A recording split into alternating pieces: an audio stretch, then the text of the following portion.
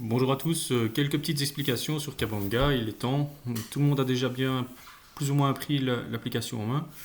En fait, petit tour d'horizon, à gauche c'est toujours l'explication, tous les thèmes principaux qu'on peut retrouver pour naviguer dans l'application. Au centre, quelques raccourcis faciles, les absences, le planning, les arrivées tardives, les dossiers d'élèves et autres. À droite, l'agenda de la journée. Avant toute chose, avant de prendre tout en main, il faut d'abord, la première chose que tout le monde doit faire, ce sont ces groupes. Même si on a un groupe classe complet en mathématiques, en français par exemple, vous devez faire un groupe classe. Pour ce faire, on va dans élèves. Élèves, on voit tout ce qui peut apparaître et il y a groupe. Dans groupe, vous avez directement les vôtres, je sélectionne les miens. Vous avez les cours qui vous sont attribués. Vous en sélectionnez n'importe lequel. Ici, par exemple, je n'ai pas encore fait de groupe. Je vois que j'ai tous les élèves de la 3B. Et là, à droite, je n'ai rien. Ça veut dire que pour l'instant, je n'ai pas d'élèves. Et c'est moi qui, manuellement, vais les sélectionner pour qu'ils aillent dans la colonne de droite.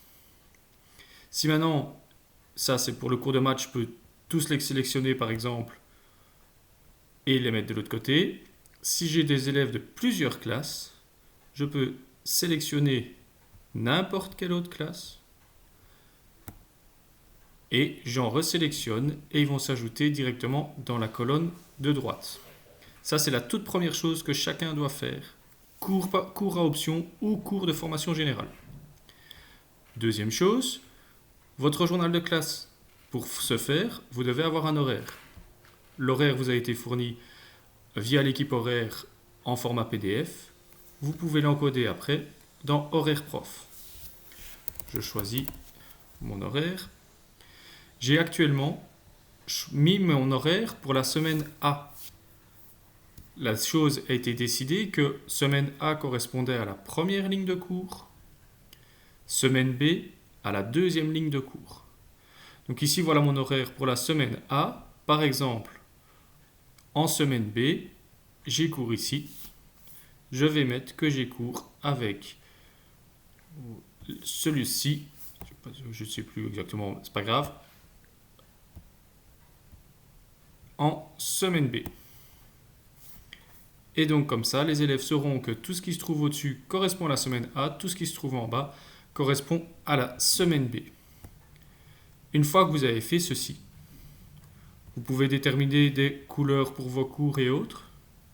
C'est possible. Là, vous pouvez aller dans votre planning.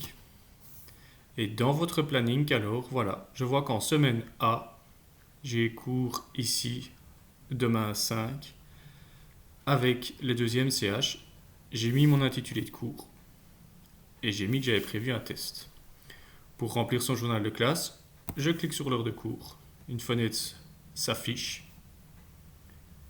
Je clique sur le contenu de la leçon. Ça, c'est contenu de la leçon est ce qui sera prévu pour la leçon. Devoir à faire est ce qui est prévu pour le jour du 5. Et remarque, note personnelle, exactement comme anciennement dans Smart School, elle est pour nous. Si je dois prévoir une leçon pour les profs, n'importe lesquels, ici en deuxième par exemple, je vais prévoir que le deuxième cours du jeudi, je prévois un devoir. Là, je vais prévoir un devoir, test, et j'enregistre.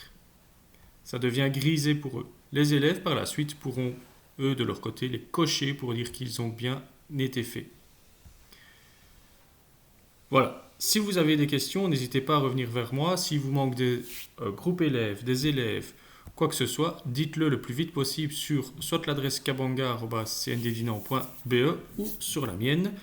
Que ce soit Philippe Georges qui s'occupe de l'implantation Place Albert ou moi-même, on fera au plus vite pour répondre aux autres questions. Le reste, vous pouvez l'utiliser, mais une chose à la fois. On va le bulletin et autres, pas maintenant. Dans une seconde vidéo, je vais expliquer les absences.